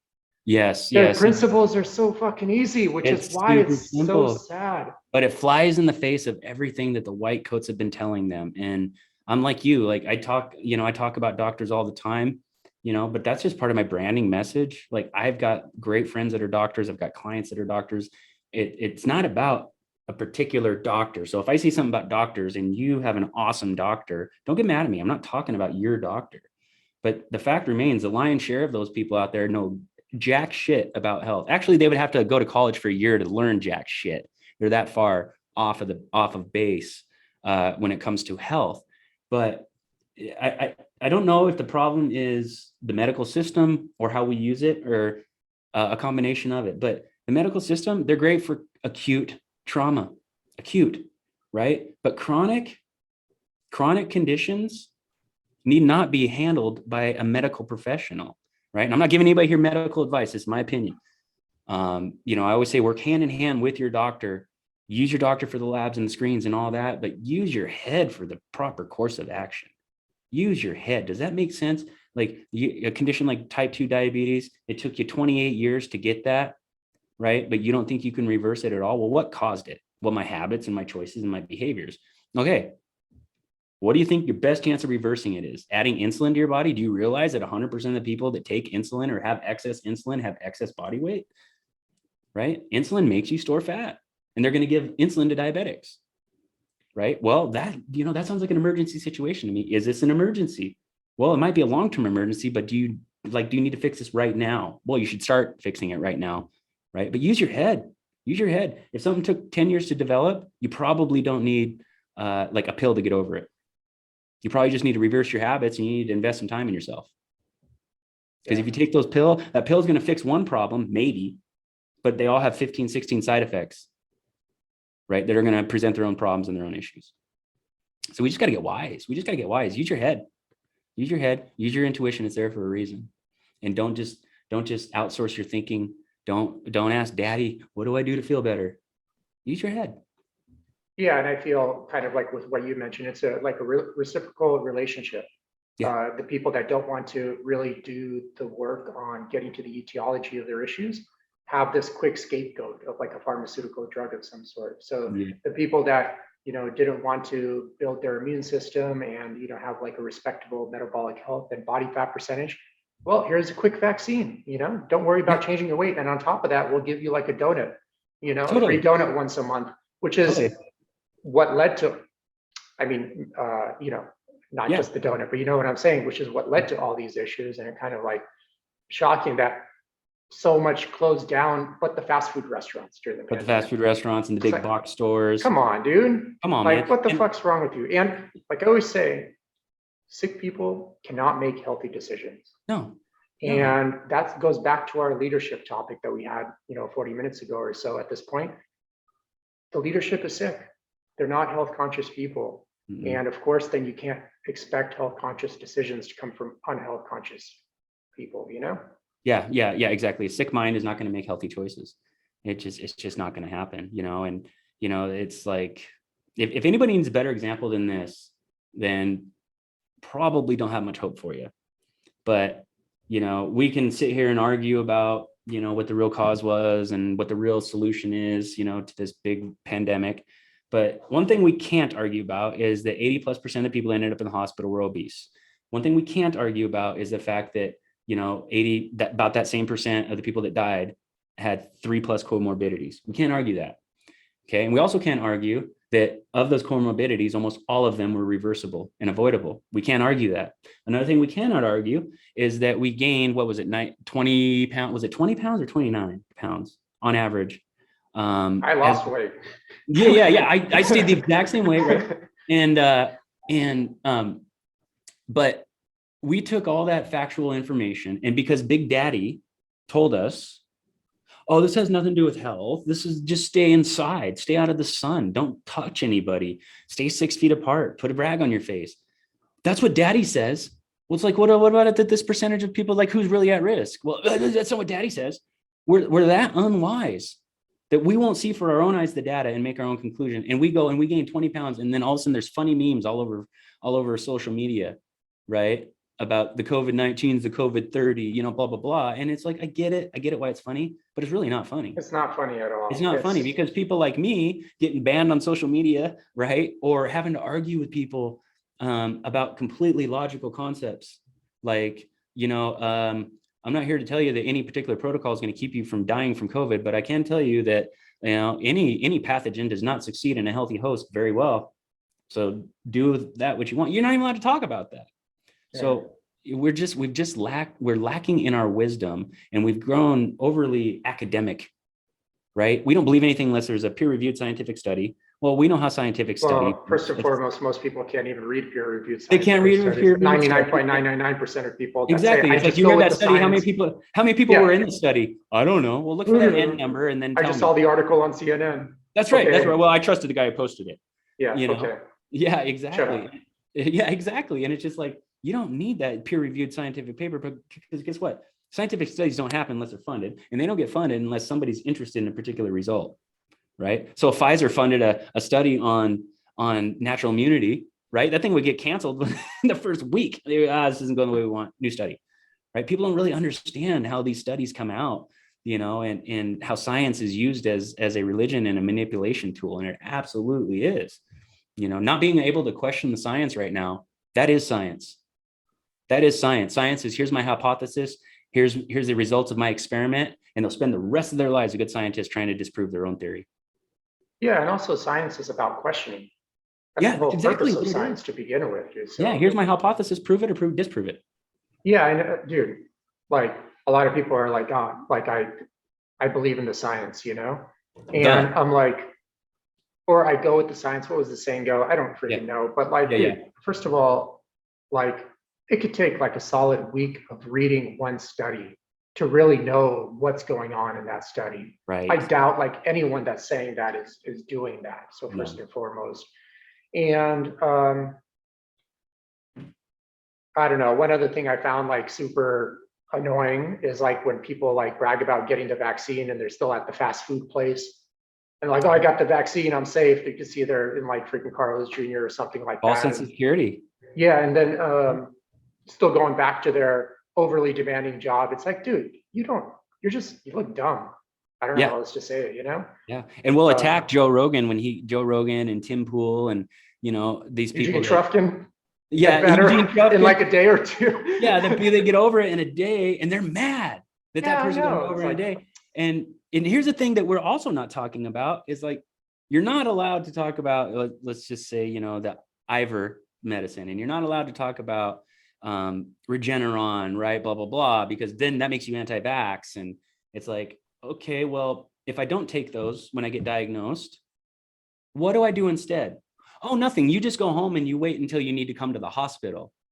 Oh, so I could go home and wait until I need to go to the hospital. But while I'm waiting, I could take all these therapeutics and medications that have been proven to work. But you say that's a sin. But instead, I've got to just sit home and do nothing. Well, yeah. And we're buying that hook, line, and sinker. And this isn't an anti-vaccine comment. I think it's because secretly people just want to do that. Right. Yeah, probably. Because they're already doing that basically. But they're like, see, I was doing the right thing all along, I was doing what I was told. Yeah, exactly. And we know ventilators are a death machine, that we know that, like that's just using deductive reasoning, right? It doesn't say death machine. When they put you on the ventilator, they don't say we're doing this to kill you. And I'm not saying they're doing it to kill you, but what I'm saying is the result of people going on a ventilator is death in way too many instances.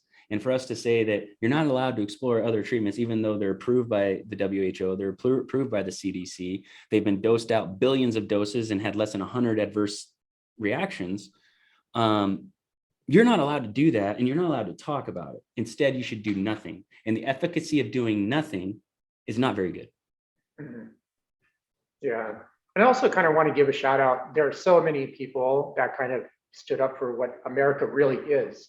But the first few that came to mind are you, obviously, you took the risk, had a social media account deleted.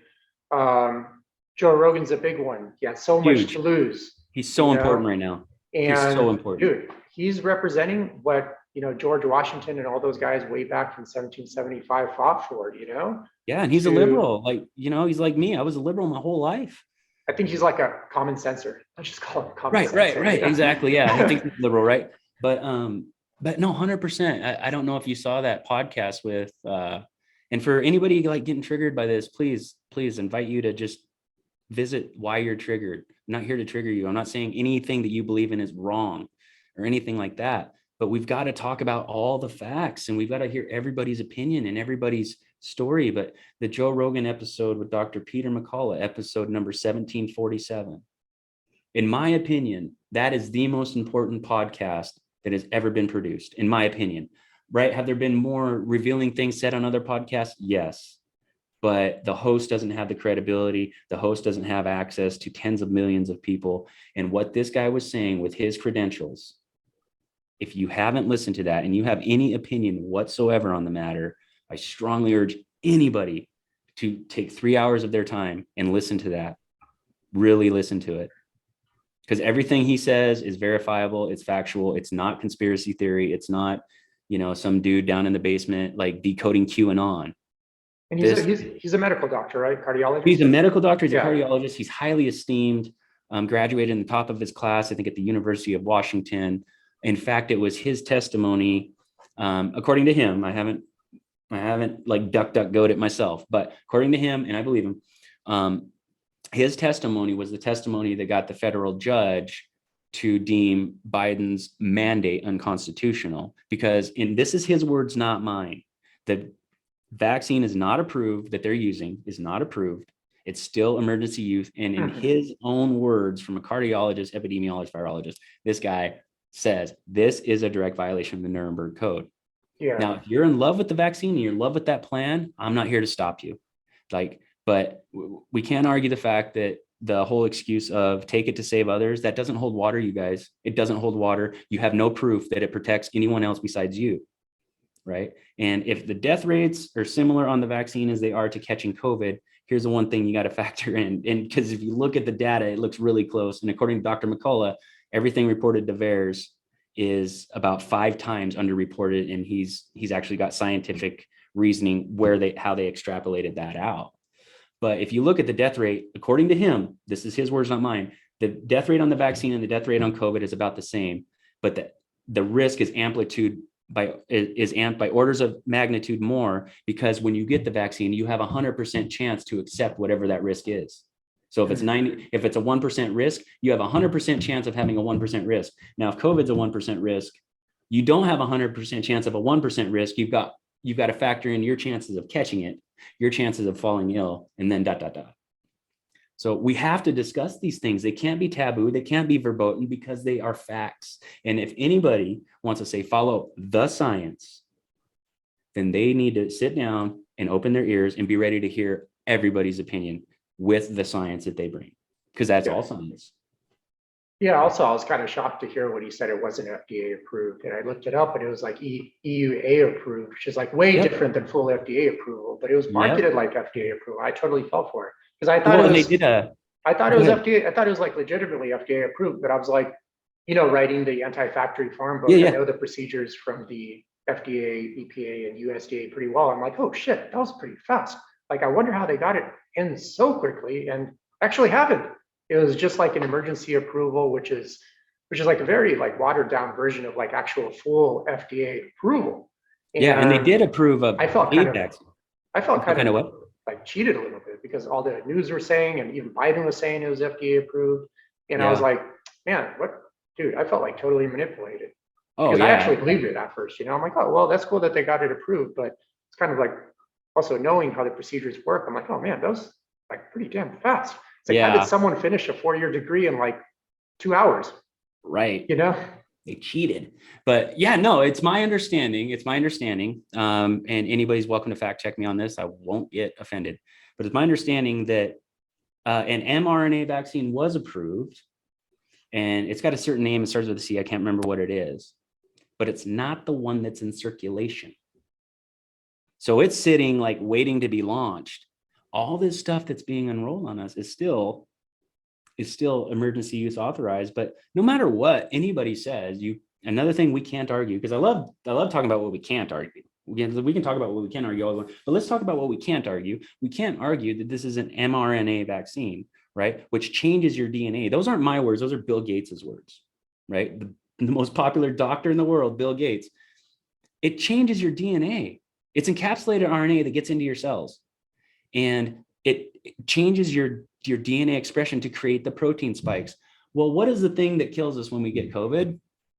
It's the protein spikes. So we're going to teach our body to make protein spikes. Gee, I wonder how things go bad.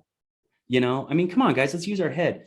Like, no matter what, you cannot really tell me with a straight face that someone who says, I don't want to take that because I don't want my DNA to change, that's a bad person. Right, that is a legitimate argument. Like, screw the emergency youth authorization, which is on its own right is a good enough argument. And the Nuremberg Code, as much as people don't want it to exist, it freaking does, and it exists for this very reason. And those are all logical arguments. But anything that's going to change your DNA, right? And then you got to ask yourself, what could possibly go wrong with my DNA creating protein spikes, right? Well, nothing goes wrong as long as it stays inside the membrane of the cell, right? That's the practice ground. That's where the training happens. Is there a possibility that it escapes the membrane? And what happens if it does? Well, we don't know yet because it's brand new, but if it did, here's what would happen is those protein spikes would go flying around in your body unencumbered. And wherever they got stuck, in an organ, in a blood vessel, in a muscle wall, wherever it gets stuck, your body's going to attack it right there. Well, what happens there? Well, system failure probably on wherever that occurs. What are the chances of that happening? We don't know yet. This is a new drug, but you should take it. Just knowing that if people with a straight face can look at somebody who's like not so sure, you've really got to question your own morals and your own values and your own beliefs. Because objectively speaking, this isn't a subjective argument. Objectively speaking, those are legitimate concerns. Yeah, and kind of like I have had actually a few people in the last few months actually tell me like they ended up in the hospital because of blood clots or like an uncontrollable, I think like beating heart or something like that. I got to double check their messages again. So I had no people personally that have ended up in the hospital from side effects from that. Yeah, me too. I know someone almost died. She's still having extreme neuropathy from it. And she had perfect blood labs.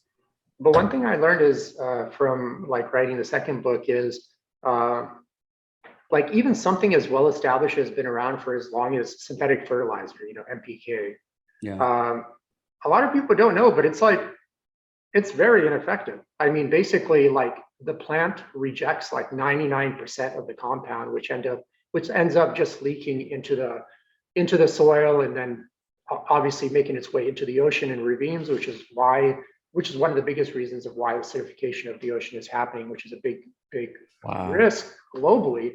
Yeah. And the very little that it does soak up, what it does to the plant is just cause it to soak up a lot of water. So it builds up a lot of size, but it's like empty nutrients. Yeah. And I'm thinking like in my head, I'm like, well, shoot, if the smartest and brightest can't even come up with a fertilizer, like I wonder how they're gonna change human DNA, which is far, far more complicated, and not have repercussions. Like Stuart McGill had a good saying, which really kind of carries a lot with me, is he always told me that there's no free lunch, Eugene. Like where you gain advantage in one area, you always lose and you have disadvantages in other areas, no matter what you do in life. Yes. There is no like perfect stream or perfect path where all of it is positive. You know what I mean? Yes. All the time, wherever you gain somewhere, you lose somewhere else. It's like the same exact thing. Like I posted that picture. One of my nursing clients sent me a picture of one of their patients, and he had like 23 different drugs that they're on. He brought all of them, and it like took up the whole freaking cabinet. And my nursing client told me half of the drugs were just to counter the side effects of the other half.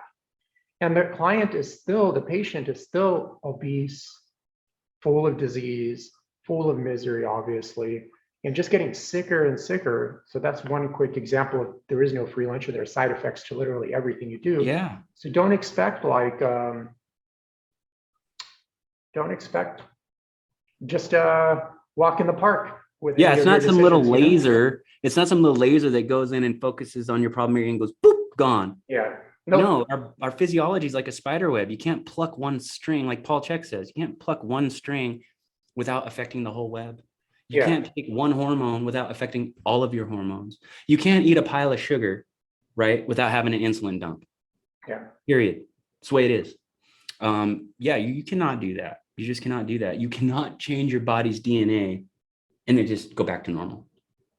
Yeah, and to be fair, to be objective here, I mean, there was a small chance of not doing that stuff, of negatives happening, you know what I mean? So there's that too, so the point is try not to make your decisions unconsciously, and know that there are serious consequences to the decisions you make, and they're going to impact you for the rest of your life. So make sure who you're listening to is very credible, is very health conscious and knowledgeable themselves. And more importantly, as I heard this saying somewhere, I don't care about how much you know until I know about how much you care. 100%. And that's gold, you know? I was just going to add to that. Yeah, that was beautiful. That's what I was going to say. Like, if you're thinking about joining teams with anybody, a coach or a guide or what have you, ask them why they're doing what they're doing. What got them there? What got you here? Why are you doing this? Right? And what do you get out of doing what you do? That will tell you a lot. That will tell you a lot. Because no matter what, it's still a relationship. And just like the broken executives, right? You don't want a broken coach. You don't want a broken coach leading you. You don't want a broken doctor. So yes, very much so. If you're going to have the daddy complex or whatever, and you haven't got to the point where you fully trust your intuition, we all, guys, it takes a long time. Nobody can just like flip overnight and trust themselves immediately. But as you're going through that process, if you're gonna like outsource that trust to somebody, use what intuition you have and the wisdom you have to make sure this is the right guide for you. Yeah, and I guess to kind of move on to more like kind of practical advice here. So I guess one of the troubles with transitioning, I guess in your place, was like, what did you kind of tell yourself, given that you have, I think you have 2 kids, right? If I'm not mistaken. Yep. 2 kids. I'm guessing a mortgage as well, probably a car payment also. So, when you're already ready to change, there is that pressing issue of like, dude, I need money coming in. Yes. And it's a real fear. Yes. That can't be discounted. So how did you battle through that one? Yes. And to add to your point, no matter what, guys, if you decide to do something, change your environment, like there's never going to be a point where it's like, okay, now's the perfect time. Right. No matter, it's like jumping out of an airplane with a parachute. Like people that almost everybody lives, the people that do die usually had something that they did wrong. Right.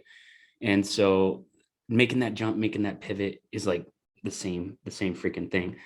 But because I was at a point where I had fully inventoried who I was, why I believe I was put on this rock, why I believe I was born with my life story and my talents and my skills and my personality.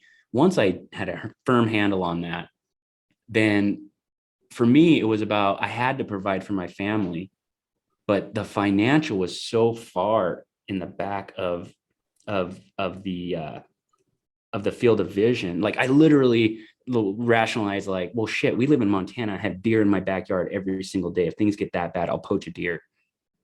I'll go catch. I'm surprised you're not using that as your main source of meat. Yeah, no kidding. What's wrong with you, man? Yeah, it wasn't so highly frowned upon.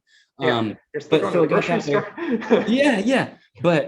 But going back to that visualizing in the future, that what if in 5, 10, 15 years, I'm going to be the same monkey playing the same song and the same drums, is I look at my kids and how much potential they have and how wise they are and how awake they are to the world at such a young age. And I said, it would just absolutely kill me to see them live the life I'm living right now. And 99% of the people would have been like, you have the dream life. And I did have the dream life. I didn't have the dream career. And career is not everything, but whatever you're spending 25, 30, 40, 50 hours a week doing, you better be freaking good at it. And it better serve a big purpose in your life. It has to. Otherwise your story gap will be insurmountable. So to answer your question, that's what I kept going to. I have to provide for my family, but not financial. I have to provide them the example of how to thrive in this world. Because everybody else, you take a look outside, you go look around, you just put your head on a swivel and look around. Everybody's in survival mode. They're guarding their status. They're projecting their insecurities out to the world. They're blaming people for their situation. My kids aren't going to be that way. So that was my driving motivator. Well, was there any pushback from your family? Oh, my wife's a worrier. Oh yeah. But my wife had slowly been like, because it was a good 3.5 year process, something like that.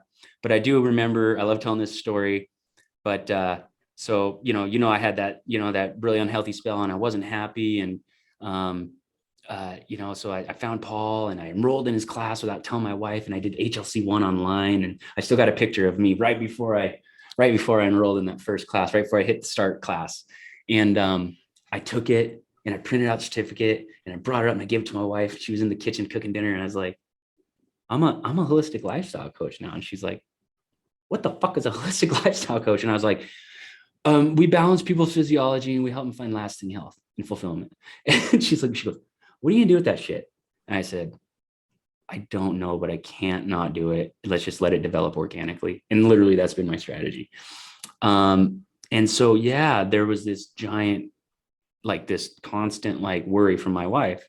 And when I did make the separation from, you know, my 6-figure job, she was worried, right? But again, she, you know, she doesn't immerse herself in this stuff like I do. And so she is still, you know, part of her is still in that programmed world, you know, where it's like, you have to have this, you have to have that, you've got to do it this way, you've got to work this many hours so you can have it, you know. And so she didn't really understand the big picture. But a year later, we've discussed this many times recently, at how even me, how blown away I am at how much better everything in our life is now that I'm in this position. I told my wife to quit her job. She's working at the school, and they were playing fancy pants with the rules and making up their own COVID rules and all that. And I was like, you're not going to be subject to that. You stay home. So she quit her job. So she, you know, honored her core values as well. And it's almost like I'm a different person now. And that's saying a lot, because I really feel I've been really immersing myself and working really hard on all this, you know, making myself a complete whole healthy person. And I guess the best way to explain it is that if you are currently in a similar situation and you're wondering what it's going to be like, you absolutely have no idea how much better you will be off and how much better life will be. It's like you're living on a different planet when you find exactly what your purpose is, what you're good at, and what need the world needs served right now that matches that. If you find that and you've got that and you've got a good idea of what that is and you can smell it and see it, go get it. Go get it. You only live once. Yeah, and it's a quick time too. I mean, think about it this way: the average person dies at 74. I don't have the calculations, but let's presume you're 35 or 40. It's already like pretty much 50-60% of your life right there. And that went by quick. Boom. So imagine how the second half will go by just as quick, you know? Yeah. So kind of keep that in mind. And what is it? I heard a statistic, and you know, I'll probably butcher the numbers, but you know, it was something in the 90% of people that in the study that they did. And granted, I don't know how many people were in the study. I don't know what they needed, all that, but this is just for a point of emphasis. But they said of the people that would answer the question, 90+% said that their biggest regret was not taking a risk in life. Yeah, I believe it. So it's powerful.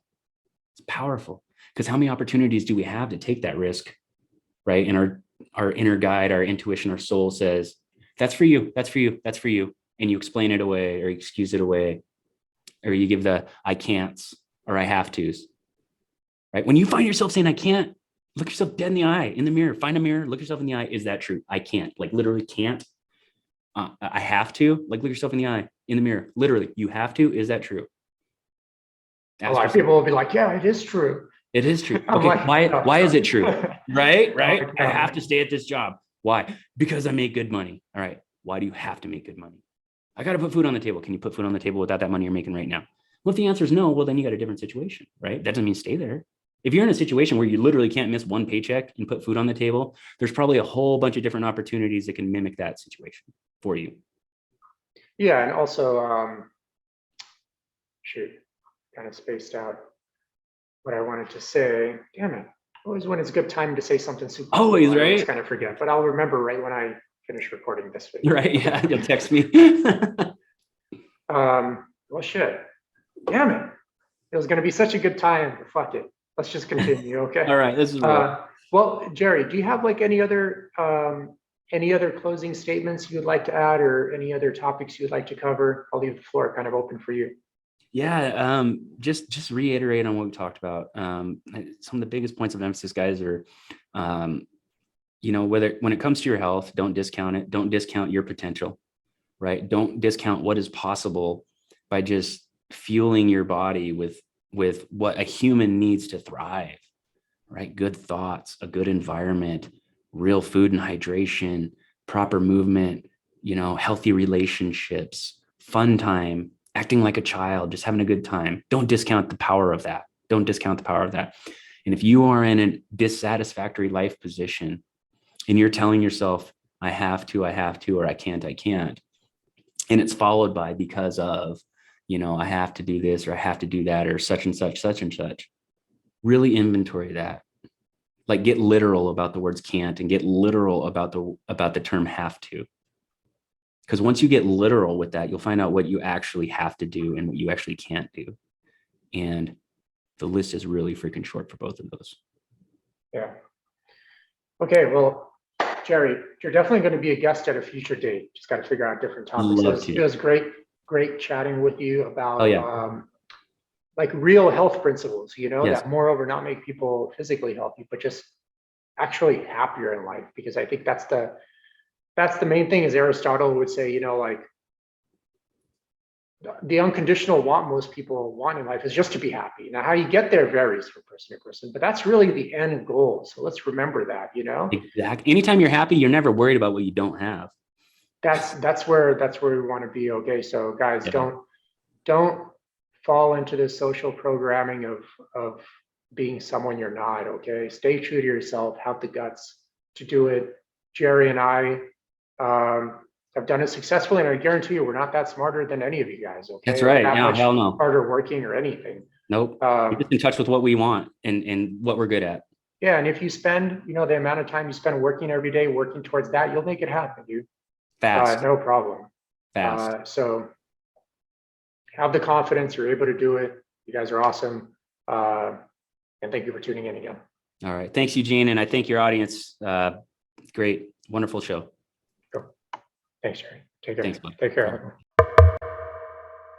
Thanks for tuning into the podcast. If you've ever had trouble losing weight, or you've lost weight, but still didn't have the ideal body or health you're aiming for, please feel free to reach out anytime and book an assessment. Eugene will work with you to cover your goals in detail, see what's holding you back, and go from there. In the meantime, feel free to check out the countless testimonials on Eugene's website in the link below. In the testimonial section, you'll notice everyone has various backgrounds, are of all different ages, and all have had different challenges in their life, but they all have one thing in common: they were all able to find their health and achieve their ideal body. You're also welcome to add yourself to the Facebook group in the link below. There you'll have access to the live videos that Eugene does weekly on Sundays, and other helpful content. Thank you again for tuning in.